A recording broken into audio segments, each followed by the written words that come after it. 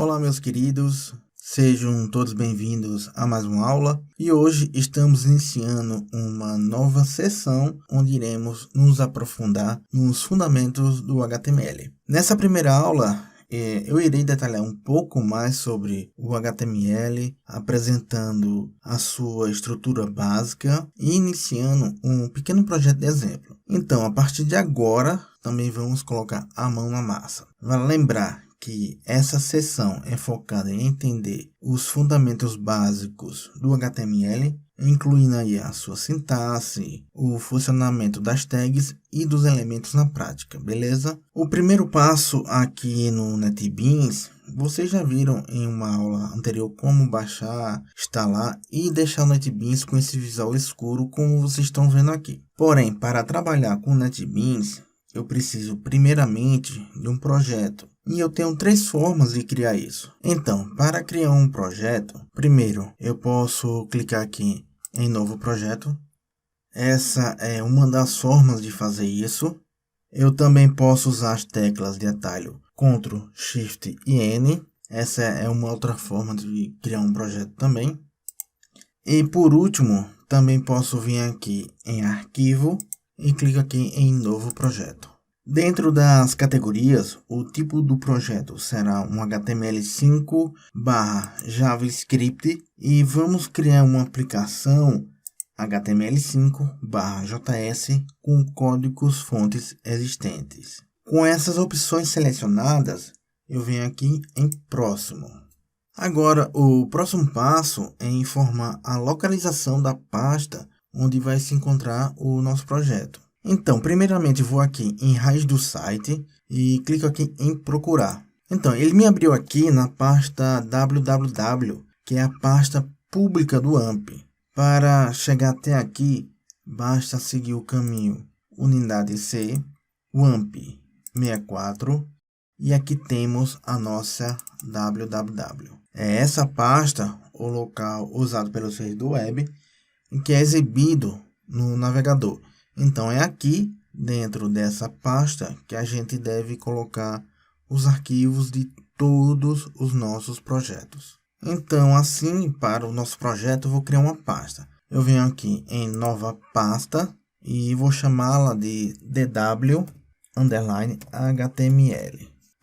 E clico aqui em abrir. A pasta do código-fonte será a mesma pasta do raiz do site. Então, eu vou fazer o seguinte. Eu vou copiar esse caminho aqui e apenas vou colar ele aqui.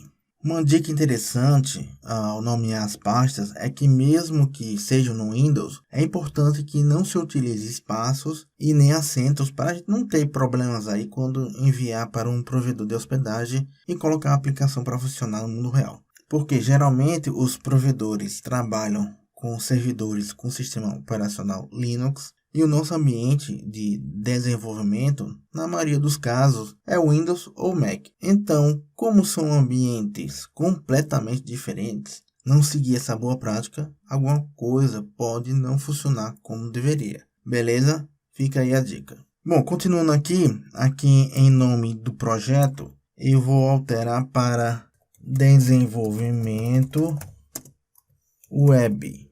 E por fim, venho aqui em finalizar. O projeto foi criado, mas a gente ainda não tem nenhum arquivo pasta. Então, eu vou aqui na aba lateral Projetos e para criar a nossa primeira pasta, eu posso clicar com o botão direito do mouse aqui sobre o projeto, venho aqui em Novo, Pasta. E em nome da pasta, eu vou passar aqui 01 tracinho estrutura underline básica. Ou seja, eu passei aqui um nome sem acento e sem espaço. Por fim, venho aqui em finalizar. Agora eu vou criar nosso primeiro arquivo, que vai ficar dentro da pasta que a gente acabou de criar. Então, clico com o botão direito do mouse sobre a pasta. Venho aqui em Novo, Arquivo HTML. E no nome do arquivo, vou passar aqui um index e venho aqui em finalizar. Eu coloquei esse arquivo nomeado como index porque faz com que o servidor web Entenda que este arquivo é o índice da aplicação. Então, quando a pasta for acessada pelo navegador, esse arquivo vai ser executado automaticamente, mesmo sem a indicação na URL, beleza? Como vocês podem ver, o NetBeans já possui um template básico com as tags e marcações principais de uma aplicação HTML. Inclusive, a gente já pode ver isso funcionando no navegador. Então, vou até aqui o Chrome, eu vou dar um F5 aqui para atualizar e temos aqui a pasta dw_html, que é a pasta do nosso projeto. E aqui está a pasta 01 que criamos lá no NetBeans. Veja que ao acessar a pasta, temos a execução daquele nosso primeiro arquivo que criamos, o index.html, mesmo sem indicar aqui na URL. Isso porque ele é um arquivo de índice. Eu poderia também acessá-lo diretamente passando o nome daquele arquivo aqui na URL. Então eu vou passar aqui index.html. E veja que o conteúdo é o mesmo, ou seja, são o mesmo arquivo. Então, se eu tirar o nome dele aqui e dar um Enter novamente, veja que são o mesmo arquivo. Isso acontece porque os arquivos de índices são executados automaticamente, mesmo sem indicação aqui na URL, beleza? Então, vou voltar aqui no NetBeans e, como falado anteriormente, temos aqui a nossa estrutura básica de um documento HTML. Primeiramente, o que está escrito aqui na primeira linha não é uma tag HTML. Essa é uma declaração informando a versão do HTML. Por causa disso, essa primeira linha aqui é obrigatória e sempre deve estar no início e em todos os documentos HTML. Neste caso aqui, essa declaração informa que a marcação é do tipo HTML5, beleza?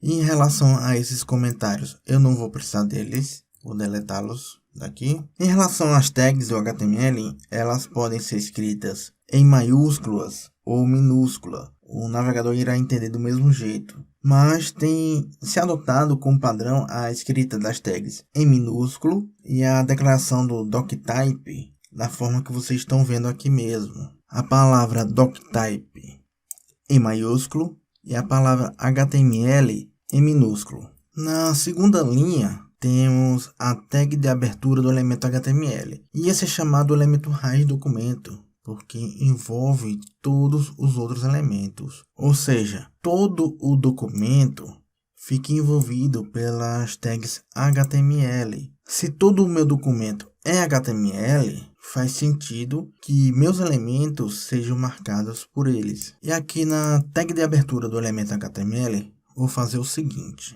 Vou passar aqui um atributo lang e aqui no valor vou colocar pt-br. Esse atributo é muito interessante porque traz uma informação muito importante, pois dizem qual linguagem está escrito o documento. Então, os navegadores, como por exemplo o Chrome, costuma usar esta informação para fornecer aí tradução dos elementos textuais. Aqui na terceira linha temos o início do cabeçalho do documento e os elementos que ficam aqui são elementos não visíveis. Eles são elementos de metadados que trazem informações importantes sobre o documento. E os elementos do tipo meta é um exemplo disso. Neste caso aqui, na quinta linha, ele traz a informação da codificação dos caracteres do documento. Por padrão, a codificação em HTML5 deve ser feita em UTF-8. Portanto, essa declaração aqui é obrigatória no header, tá? Na linha 4, temos o elemento title, que é o título do documento. Os navegadores mostram o conteúdo marcado por essas tags na barra superior. Então, vou aqui no Chrome para mostrar a vocês onde isso é exibido. O conteúdo do elemento title é exibido aqui na aba de cada site. Por isso que é muito importante que o conteúdo do título seja bastante descritivo em relação ao que está sendo visto, ok? Eu vou voltar aqui no NetBeans. Então, aqui no título, vou apagar esse conteúdo aqui e vou passar o seguinte. Estrutura básica do HTML. ok? Essa sexta linha eu não vou precisar dela, então vou selecioná-la aqui e vou apagá-la. Então, um site também pode ter uma descrição um pouco mais detalhada. Então, para colocar isso, eu vou digitar aqui uma outra tag meta. Vou passar dentro dela o atributo name e aqui passo description. Com este atributo, estou especificando o tipo de informação que será tratada aí como metadado. E para finalizar, passo mais um atributo. Vou passar aqui um content. O valor do atributo eu vou passar aqui. Essa é a nossa primeira aula sobre o HTML.